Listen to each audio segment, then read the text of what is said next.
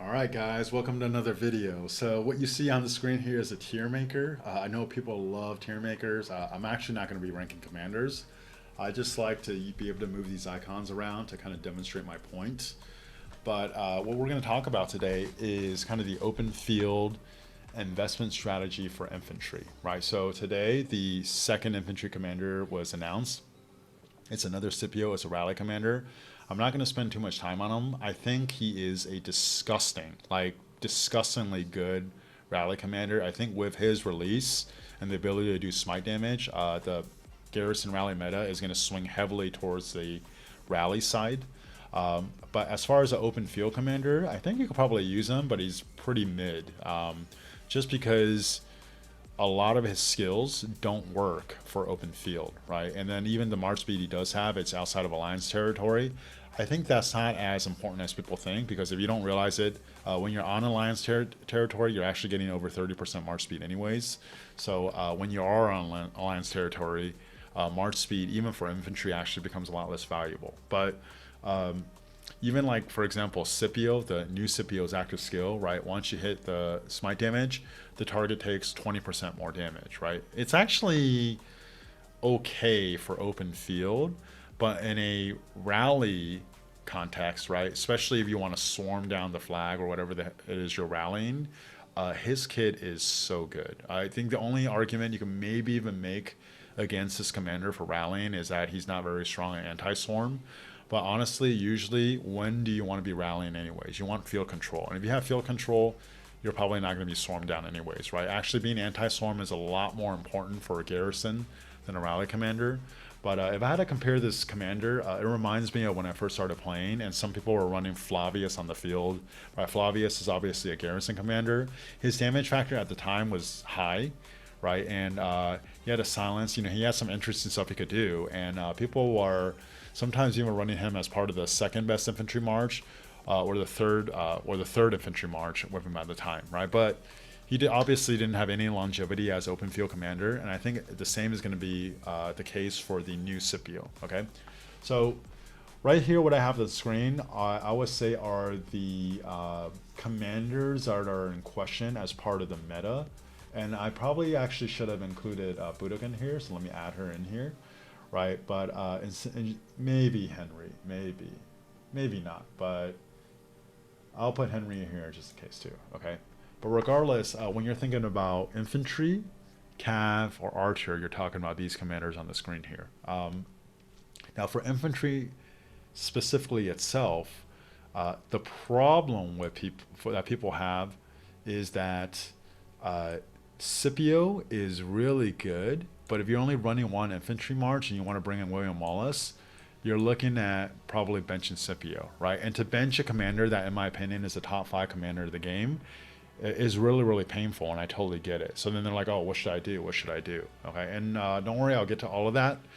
But before I do that, let's actually talk about a couple things that I think people almost use interchangeably, even though it shouldn't be interchangeable. Okay, so let's talk about 3 categories and how we rate commanders. Okay, so one is how good a commander is as a standalone commander. So for example, right, when I talk about the best commander in the game, right, the best commander, I'm talking about the commander as a standalone commander. Okay, so their march speed, the damage output they have, the AoE, do they have AoE or not? Do they have a buff or debuff? How tanky they are? Do they have that kind of group utility? Okay. Just because a commander is better than another commander. So in this case, for example, if you want to compare side by side Scipio or William Wallace, I think most people will agree that based on the kit, Scipio is a better standalone commander, right? But when you want to pair one of these two with Luce, the synergy with William Wallace and Luce will push that pair over the top of Luce Scipio, and I think by a decent amount. Okay, the reason why I think that, people are already running Gorgo with Luce, right? And if you look at Gorgo's kit, one of them is completely unusable in the open field, right? Because it's for Garrison.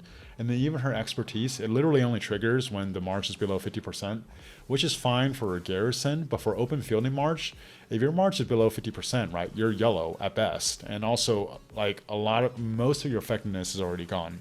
So for a whole skill to only be able to trigger in when your march is like in the low yellows and most of its effectiveness is already gone, it's pretty much unusable, right? So despite not having march speed, having one skill that's completely unusable, a second skill that only triggers when it's under 50%, some people are actually still making the case that Gorgo Luce is the best march in the game.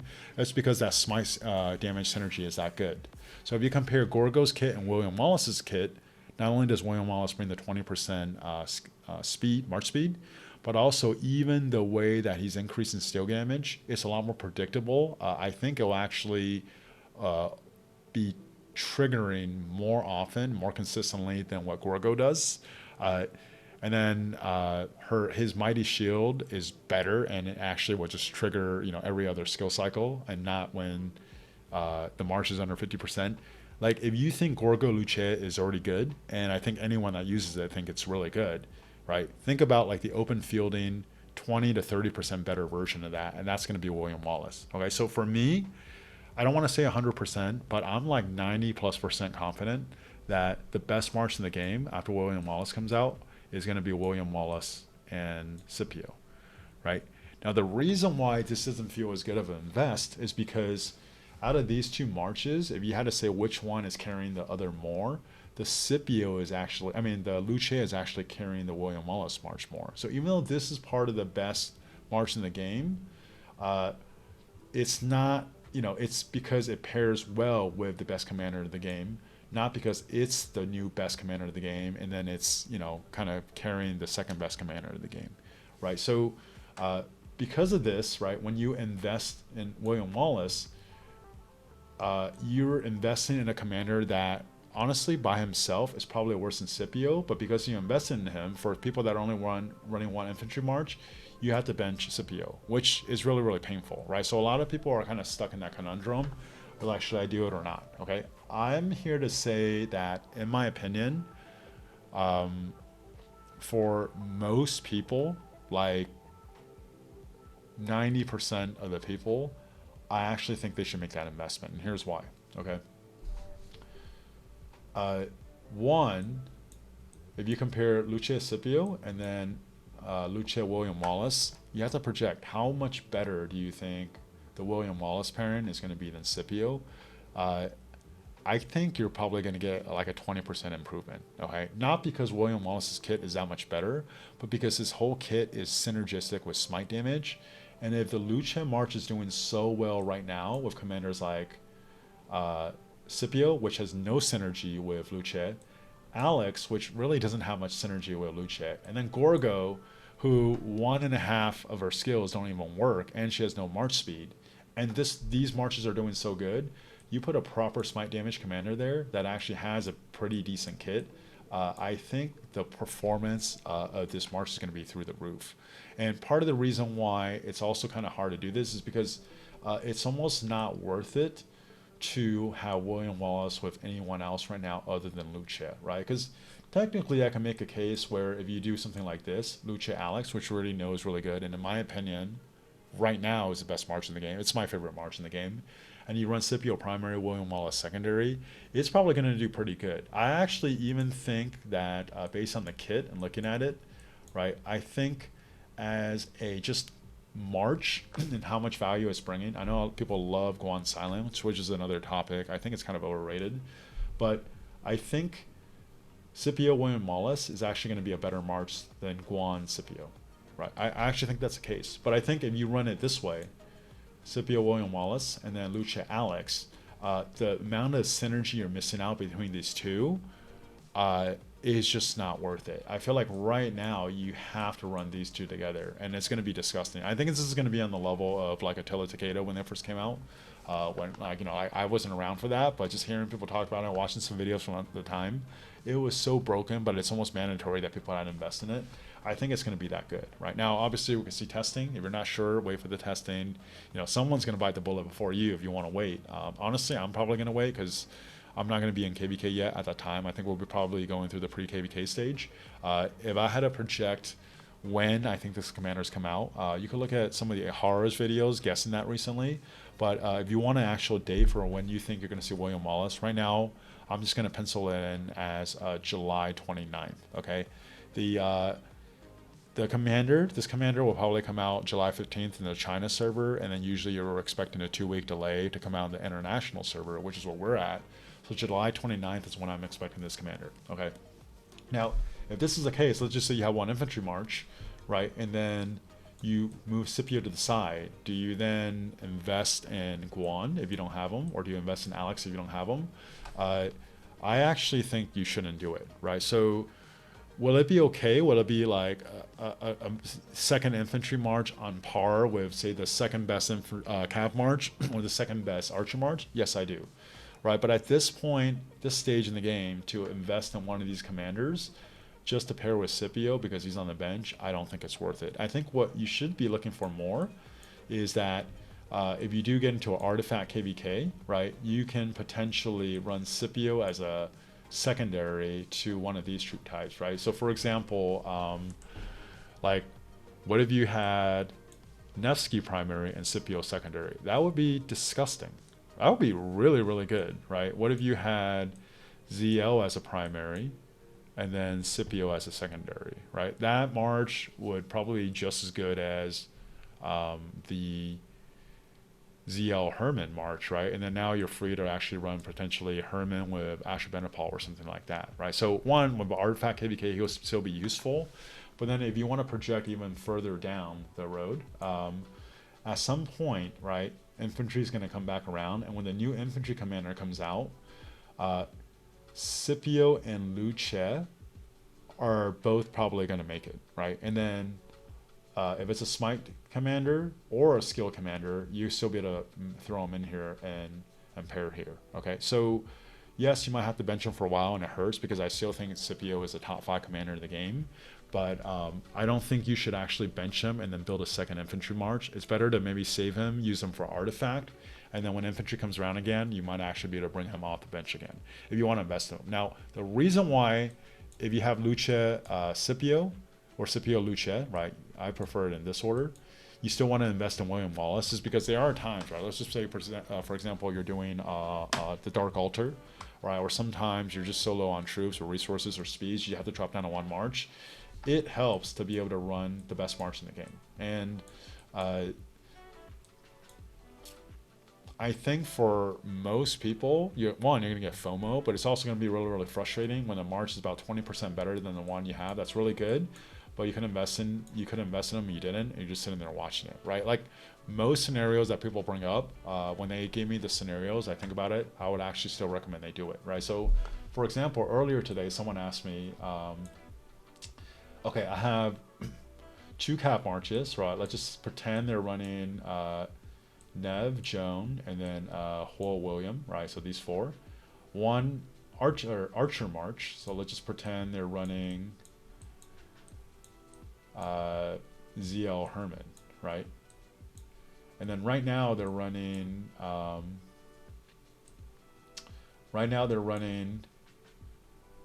Scipio Luce, right? So they're doing this. They have 4 marches, 1 infantry, 2 cav, and 1 archer. They're like, should I invest in William Wallace? And then if I do invest in William Wallace, should I actually bench my archer march to build a second cav march, right? And when you have something like this on the screen, it's obvious. You don't want to do that, right? You're going to literally do this and then move them down here and then actually get rid of your archer so you could invest in Guan or invest in Alex, right? Now you don't do that. You actually just straight up bench this so you can just run your 1 archer march, right? 2 cav march and 1 infantry march. I think the only time I can think of, actually I can't. I can't actually think of a scenario that I could give you where I think you shouldn't invest in Luce and And then if you have Luce, I can't think of a scenario where you should just keep Scipio or Alex and not invest in William Wallace. You know, like, if you just got here, right? Let's just say you just got to Season of Conquest. So let's move everything down again. We'll organize this a little bit. Okay, so let's just say you just got to Season of Conquest, right? And then, okay, you saved your gold heads, you saved your gold heads, right? You're going to invest in Luce, right? And then once you invest in Luce, you don't have anyone else, slam dunk, you're going to invest in William Wallace. If you already have this, right, and then you have, let's just say, one Cav March, and you have one Archer March, you're further along,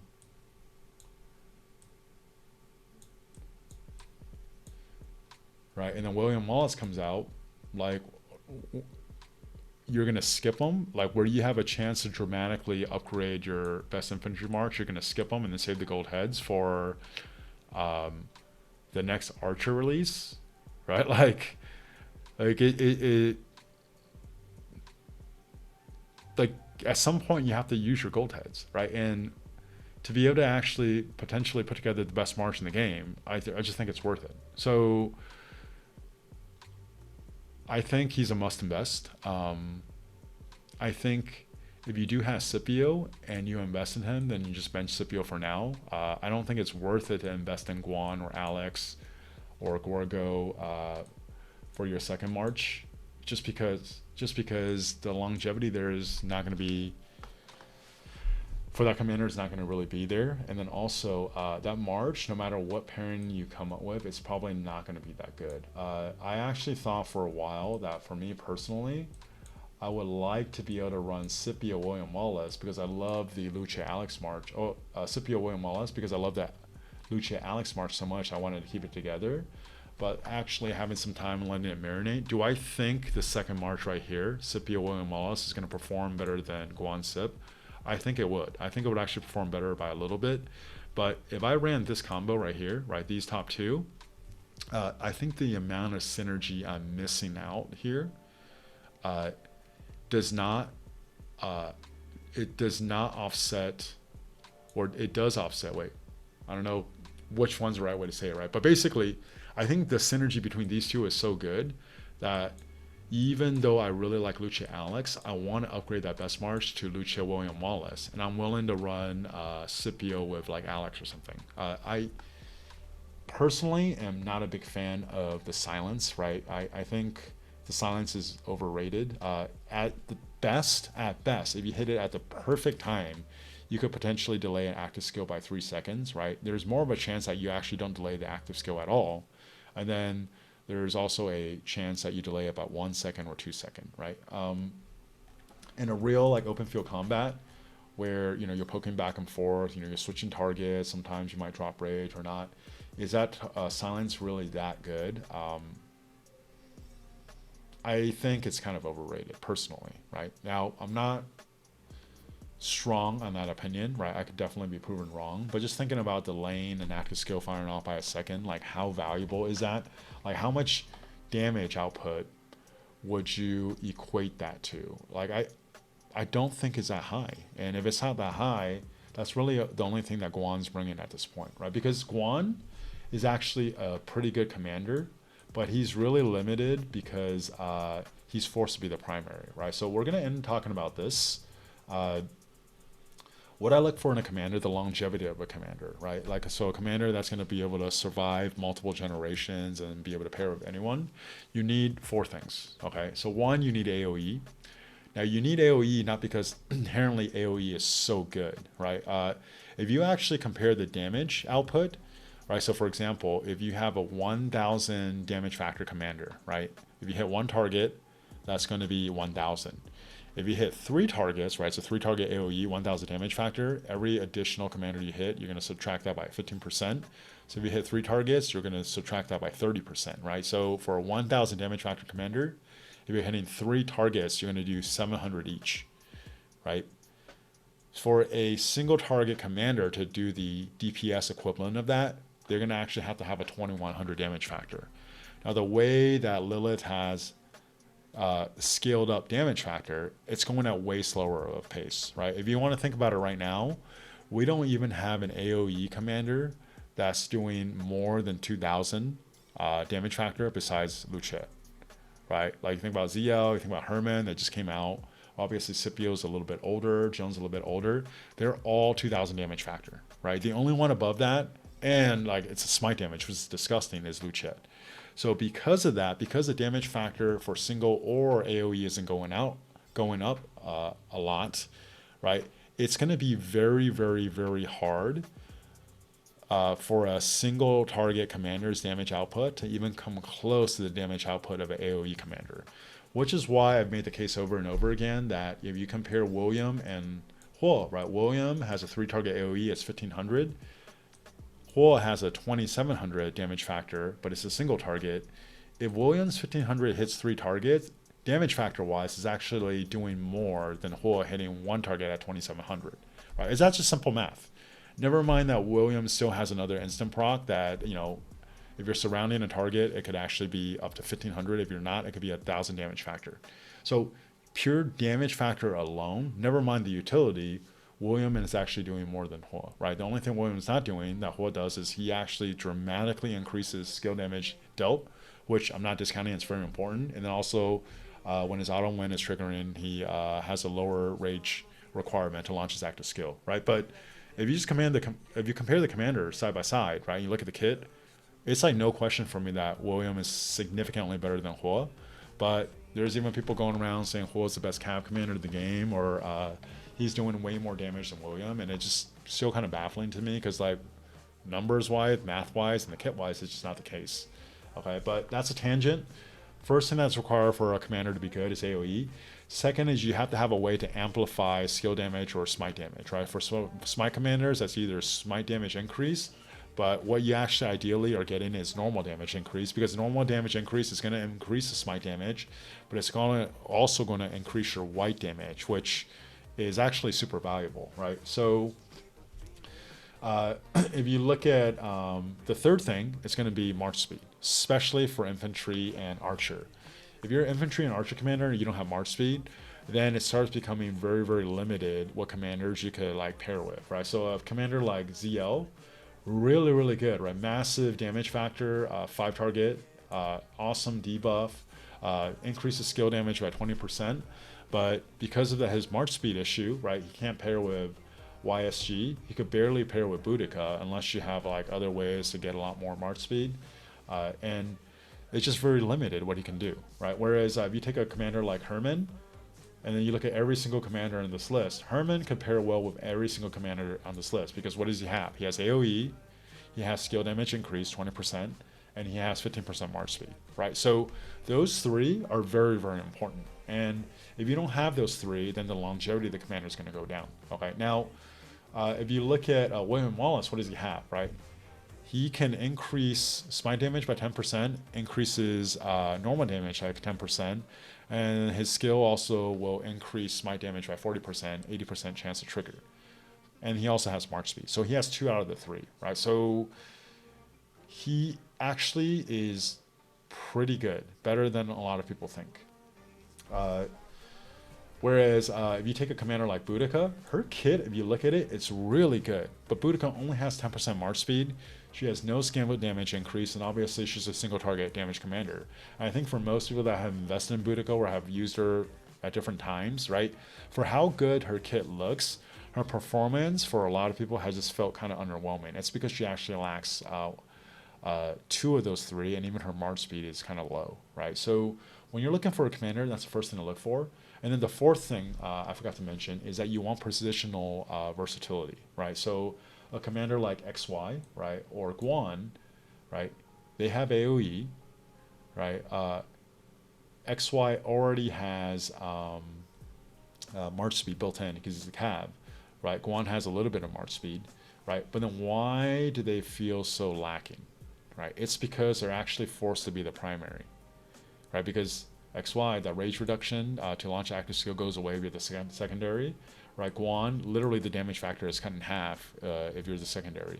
Because they're forced to be the primary, all of a sudden the options to pair with a different commander goes down dramatically. Like if you imagine a world where, for example, XY doesn't have to be the primary, right? Like all his value can actually be primary or secondary. He would actually still probably be in the game because if he could be the secondary, right? For example, I can run Nevsky XY, right? And that march would be really, really, really good because now Nevsky brings a tankiness. He also hides XY behind him.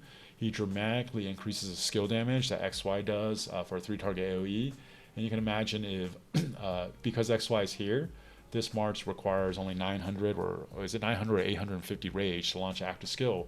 You could actually make a case that this march, the DPS that this march brings, will actually be more valuable than the utility that William brings. But because XY has to be the primary, all of a sudden that versatility goes down, right? Or you can imagine someone like Guan, right? What if Guan could actually be a secondary commander, right? And you just think about his kit, right? So nothing in his kit changes. He has 10% march speed, or is it 15% march speed? He has a 3-target AoE, he has a silence, right? Is it 50? I think it's 15% actually. What if, for example, you're an artifact KVK, right? And he still dealt the 2000 damage factor, 3-target AoE, right? What if you paired him behind ZL? That march would actually be really, really interesting and useful. But because Guan has to be the primary, he can't be in any like an artifact where you convert the troop type. And also because he can't be secondary, you're very, very limited by the options with the synergy you could create with other commanders.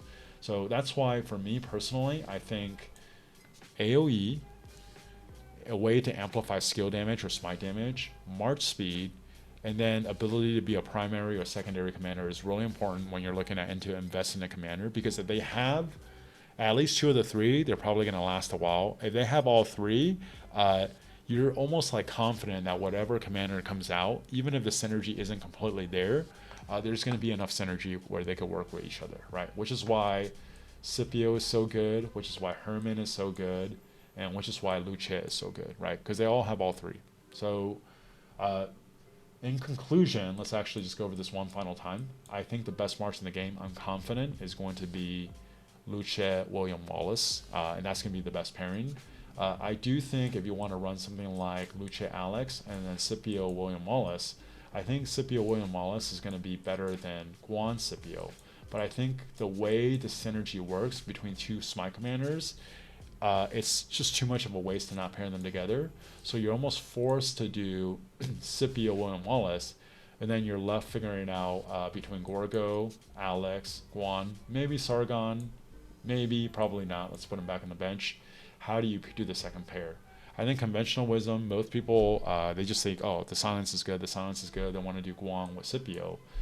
That march is feeling kind of aging now. It was actually still pretty good for me this last KVK. But also, I don't think anyone has really tested Alex now with the double museum with Scipio, right? Because he was left for dead. And then by the time he was revived and even got his first museum, it was because we were using him with Luce, right? So we actually don't know how this pair works. If you wanted to give me Guan's silence, or you want to give me Alex's debuff, plus the shielding he does, plus the instant proc he has, I actually would prefer Alex. In my perfect world, if this March Scipio Alex could perform better than Guan Scipio, I would love to actually use Scipio and still be able to keep Alex's debuff on the field. If not, it'll kind of be painful. I'll have to bench Alex and then run Guan Scipio as my second infantry march. I still think it's good. I just don't really like the silence that much. And I do think that march isn't as, at one point it was maybe arguably the best march in the game. By this point, I think it's actually kind of aged. Okay, regardless, I don't think William Wallace is better than Scipio as a commander. I think tier-wise they're probably in the same tier, but if you compare the kit side by side, I think Scipio is better than William Wallace. But as a march, William Wallace synergizes so much better with Luce that I feel like for almost everyone, whether you have Scipio or not, you're almost forced to invest in him just because this march is going to be so good. And if you have to, it's going to hurt, but maybe you bench Scipio And in the future, if you're in an artifact KVK, right, maybe you could have them as a secondary to a Cav March or Archer March, or if you keep them there when the next infantry cycle comes around again, right, what's going to probably happen, right? Whether it's a smite or a skill damage commander, whether it's a single target commander or an AoE commander, right? Scipio is so versatile that it'll come around again, you know, unfortunately, maybe like 10, 11 months from now, where you can where you can pair some combination where you're either doing, say, like Scipio Luce and then a Smite commander with William Wallace, or you keep these two together and the new commander, whether it's Smite or skill damage with Scipio, and then by then the second March will clearly be better than Kuang Scipio. So if you only have one infantry march and you have to bench Scipio, I would not invest in Guan or Alex. I just think it's not worth it to invest in that at this point. If you are going to bench them, I thought different. I thought for sure they were going to make it where I could actually do this, and then it's worth it to run Scipio and then the new infantry commander. But after seeing how perfectly designed that the new infantry commander pairs with Luce, I actually kind of have done a 180. I changed my mind, and it was a mistake for me to say that I think you should invest in Alex, because I feel like it will almost be too much of a waste to separate these two. So whoever you invest in, Alex or Guan, you're actually trying to make it work with Scipio. Okay? When do I think this new infantry commander is going to come out? I think it's going to be July 29th. That'll be 2 weeks after when I think he comes out in the Chinese server, which is July 15th. It kind of coincides with their MGE wheel, and it kind of coincides with how they've been releasing the last few commanders, right? Releasing the Chinese server first, coinciding with the MGE wheel, and then 2 weeks later, releasing the international server, which for us will be July 29th. Okay, so if you watch all the way to the end of this rambling, and you haven't yet, please, please, please like and subscribe. Again, thank you guys for watching, and I'll talk to you next time.